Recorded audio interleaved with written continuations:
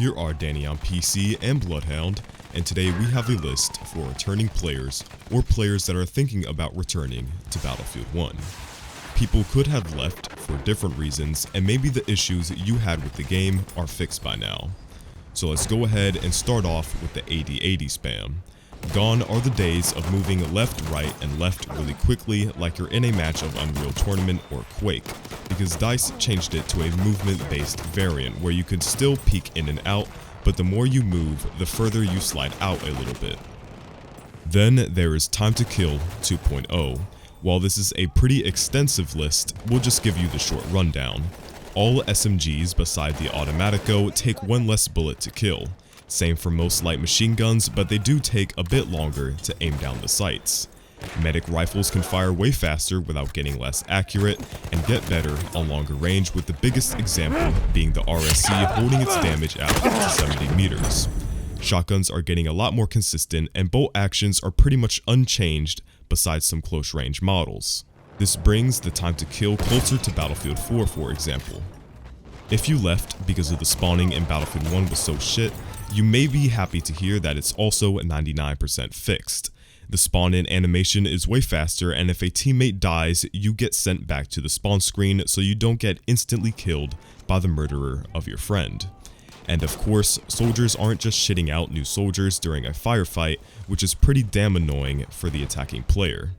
You can also customize vehicles from the spawn screen, a thing that only took around 15 months for DICE to add. Another thing that took 15 months is a balancer plugin that aims to keep squads and parties together. Server admins also have more options. While it's far from feature complete as Procon, it's definitely more usable. You can still skip revives if you feel like you died in a bad spot and don't want to waste a medic's life. However, the medic in question can tell you he's coming by spawning the little revive triage above your cold and lifeless body.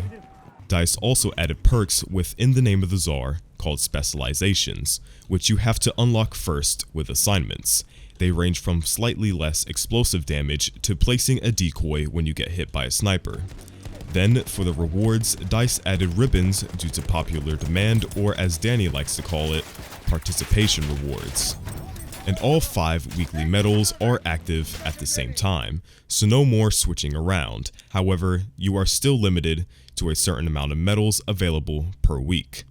The Operations game mode has finally made its way into the server browser. However, on the flip side, DICE did cut off the 40-man mode.